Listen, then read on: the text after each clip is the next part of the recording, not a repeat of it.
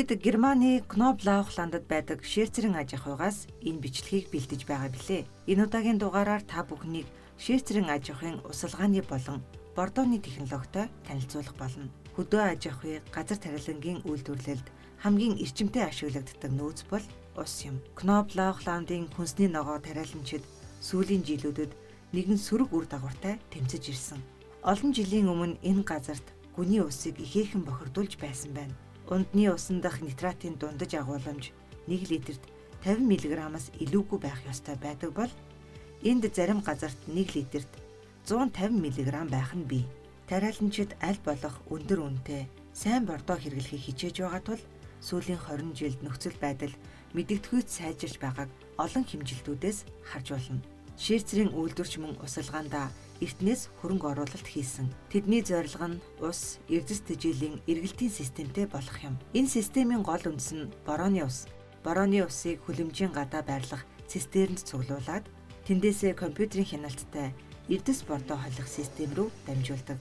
Хүлэмжийг усаар хангахдаа борооны усыг ашиглах нь аль ч талаасаа Швейцарын аж ахуйд ашигтай юм. Ус хоримтлуулах, бэлдэх, ариутгах зэрэг бүхий л үйл явцыг энэ удаагийн дугаараар та бүхэнд танилцуулах болно.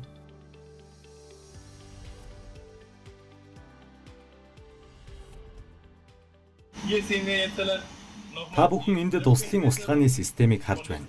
Тармилд ургахад хэрэгцээтэй эрдэс бодис усыг туслалын системээр дамжуулан хүргэдэг. Таримлын субстрат хөрс нь коксын эслэг агуулдаг бөгөөд ийм хөрсөнд таримлын үндэс сайн бэхжиж хэрэгцээт шин тэжээлээ бүрэн авах боломжтой болдог. Хөрсөнд агуулгадах коксын эслэг нь сэргээгдэх түүхий эд бөгөөд усыг өөртөө шингээж хадгалах давуу шинж чанартай байдаг. Үүгээрээ таримлд шаардлагатай усыг нийлүүлэх үүрэг гүйцэтгэдэг гэсэн үг юм а. 7 хоног бүр усалгааны уснаас болон навчнаас дээж авч лабораторид шинжилэн таримлд ямар эрдэс бодис хэр хэмжээгээр шаардлагатай байгааг тогтоодог. Үүнээс бид таримлд ямар шин тэжээлийн бодис хэр хэмжээгээр агуулгадж байна, ямар нь ихтэж, ямар нь бага байгаа түүнчлэн усалгааг хэр тохируулах ёстойг харах боломжтой. Усалгааны илүүдэл ус энэхүү сувг руу орж усны эргэлтийн системд буцаж нэгддэг. Энд ингээд нүх гаргаад үүгээр илүүдэл ус гаргана. Энэ ус эргэлтийн системд буцаж нэгдээд тэндээ дахин шүүгдэж цэвэрлэгдээд усалгааны устай нийлж эргээд ашиглагддаг. Ингэснээр бид илүү хаягдлагүй усыг эргэлтийн системд оруулан тасралтгүй ашигладаг гэсэн үг юм. Өөрөөр хэлбэл манай усчлалт битүү эргэлтийн систем гэж ойлгож болно. Иймээс бид усыг 45% хэмнэх боломжтой болдог.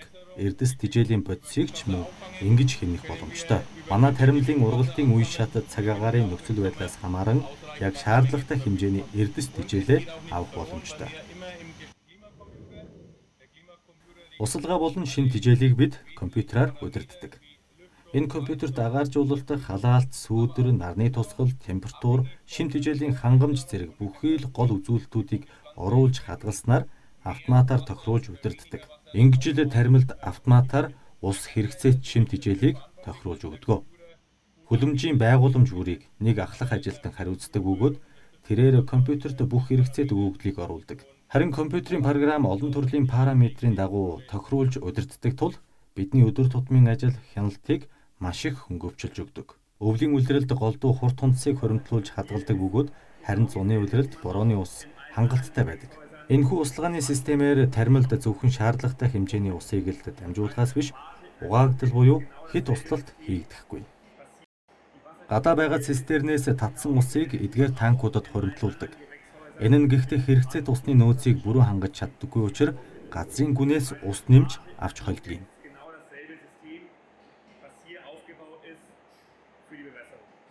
Илүүдэл ус нь ус цуглуулах сувг руу орж усны эргэлтийн систем бүхий энэ байгууламжинд буцаж хоримтлагдана. Эргэлтийн ус нь шүүлтүрийн системээр дамжин дулаан солилцогч руу орж халаалтын аргаар усыг цэвэрлэж шүүдэг. Хийн халаагуураар усыг ойролцоогоор 90 градус хүртэл халааснаар ариутгаж мөн усны хатуулгын хэмжээг зохицуулдаг. Энэ үед усны pH ихсэж 6 бусныг азотын хүчил хэрэглэж 4 болгож бууруулдаг. Эргэлтийн үлдэгдэл ус борооны ус шаардлагатай бол гүний усыг холсон усыг холимог гэж хэлж байгаа бөгөөд холимог ус томоохон танк руу орно. Манай эргэлтийн системийн онцлог бол эргэлтэд орсон усны үлдэгдлийг байгальд буцааж гаргалгүй, өөрөөр хэлбэл бохир ус гэж гардаггүй. Үүгээр байгалийн үнэтэй нөөц баялаг болох усыг дээд зэргийн үр ашигтай ашигладаг систем юм.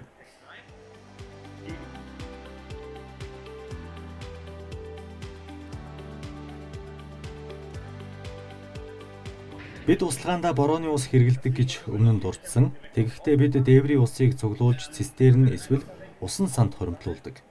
Хурд тундас багтаа жил бол гүний ус нэмж холих шаардлагатай болдог. Бид тэнд том бетонын хантай цистернээс ус юулдаг усны танкуудыг харж байна. Хүлэмжийн дээврээс бүтэн жилийн турш борооны ус хураасан ч энэ нь ихэнхдээ хүрэлцдэггүй. Мөн жил бүр хурд тундасны хэмжээ харилцан адилгүй байдаг тул хоримтлуулсан усаа гүний устай холиход хүрдэг юм а.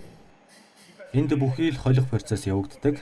Таримлын услагааны уснаас буцаж ирсэн эргэлтийн ус, борооны ус болон гүний устай холигддог. Мөн эрдэс бодисыг энэхүү холимог усанд хийн. Эрдэс бодисын хэмжээг өмнөх 7 хоногийн хэмжилтэд үндэслэн зохих тун нормын дагуу тохируулж өгдөг. Эрдэс бодисын хажуугаар тодорхой хэмжээний хүчлийг нэмж уусамлын pH-ыг бага түвшинд аваачдаг. Эрдэс бодистой уусамлын холих төхөөрөмжөөс таримлд хүрэх хүртэлх хоолоогоор урсах, урсгалын хурд болон хоолойн уртыг энд харгалзаж үздэг. Тэгснээр хүлэмжин дэх таримлын игнэний усалгааны хавхалгыг нээх болон хаахыг зохицуулдаг. Энэ бүхэн гэхдээ энд автоматар явагддаг. Энд хэмжүүрүүд байна. Бид нэгийг нь нээж харж болно. Юун түрүүнд усны хатуулгийг хэмждэг. Үүнийг гараар удирдахч болно. Хэмжилтийг найдвартай байлгах үүднээс бид бүх үзүүлэлтийг 2 сар тутамд нэг удаа гар хэмжилт хийж баталгаажуулдаг. Бид мөн усны хатуулгын pH-ыг хэмждэг.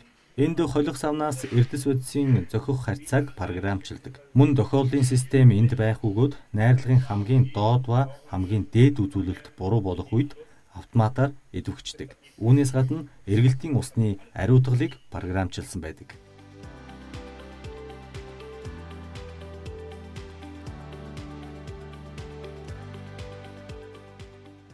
Энд та бүхэн энэ том танкуудыг харж байна. Энэ дотор таримлын бордооны уусмал бэлтгэдэг. Хэрэгтэй бүх эрдэс бордоог ууднаас нь задлж энэ танкуудад хийгээд миний ард байгаа холих багжаар хутгаж бордоог усанд уусгадаг. Мэдээж хэрэг энэ бордооны уусмлыг таримлд хэрэгцээтэй үед нь шаардлагатай хэмжээгээр бэлтгэдэг. Харин таримлыг услах үедээ цаг агаарын байдлыг харгалзан үзэж тухайн байдалд тааруулж бордоот усалгааны хэмжээг тохируулдаг. Манайх бордооны савуудаа A ба B сав гэж ялгадаг. Учир нь бүх эрдэс тижээлийг нэг савнд нэг дор хольж болохгүй. Жишээ нь эрдэс бодисыг нэг дор холбол эрдэсжилт буюу гипс үүсч тэгснээр бордоот уусмал урсах хоолойг бөглөх эрсдэлтэй. Иймээс эрдэс тижээлийн уусмлуудыг тус бүрчлэн дараалуулан хийж бүрэн уусны дараа нэг шугамд оруулдаг. Ингэснээр шин тижээлийн агуулмжийн байх ёстой хэмжээг тохируулах боломжтой болдог. Одоо бид усаа гаднаас хүлэмж рүү шахдаг цэг дээр ирээд байна. Усыг шүүлтүүрээр оруулж өөр савнд томоос нарийн ширхэгтэй элсэн шүүлтүүрээр оруулна. Үүгээр усан дах органик болон хатуу зүйлийг шүүдэг. Эндээс шүүгдсэн ус нь дотор байгаа цистерн рүү хэрв шаардлагатай бол халдваргүйжүүлэх хэсэг рүү шууд ордог.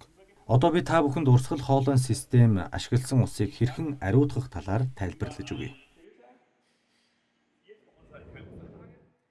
Одоо бид усыг ариутгах, цэвэршүүлэх хэсэгт ирээд байна. Хоримтлуулж шүүсэн усыг энд халдваргүйжүүлдэг. Эргэлтийн ус нь шүүлтүүрийн системээр дамжин дулаан солилцогч руу ордог. Энэ байгууламжийн хэсэгт хийн халаагуур байдаг бөгөөд усыг ойролцоогоор 90 градус хүртэл халаана. Дулаан солилцогч дахин халж энэ процессын явцад усанд азотын хүчил нэмж өгнө. Энэхүү эрдэс тижээл бүхий уусмлыг бидний энд харж байгаа том цистернд оруулж хэрэгцээтэй үед нь усалгааны системд оруулна. Харин энэхүү халдваргүйжүүлэлтийн явцад температурын нөлөөгөөр вирус, бактери, мөөгөнцөр болон бусад бактери үржүүлэгчийг устгадаг. Одоо бид миний ажлын өрөөнд ирээд байна. Ус болон таримлын лабораторид хийсэн шинжилгээг ийхүү хүснэгтэл надад ирүүлдэг. Эндээс ямар шин тижээлийн бодис хангалттай байна, ямар нь дутагдж байна, ямар нь илүүдж байна зэргийг харж болох боломжтойгоос гадна энэхүү шинжилгээг хөгшин залуу ямар навчинд хийсэн байна вэ гэдгийг хүртэл харах боломжтой. Үүнийг тогтмол хийдэг бөгөөд би 7 хоногт нэг удаа энэхүү лабораторийн үр дүнг хүлээж авдаг. Лабораториос ирсэн шин тижээлийн агуулмжийн шинжилгээнд үндэслэн шин тижээлийн бодисын хэрэгцээ хэмжээг тооцоолдог програмын тусламжтайгаар манай зөвлөх дараагийн 7 хоногт баримтлах бордооны нормыг тооцож өгдөг.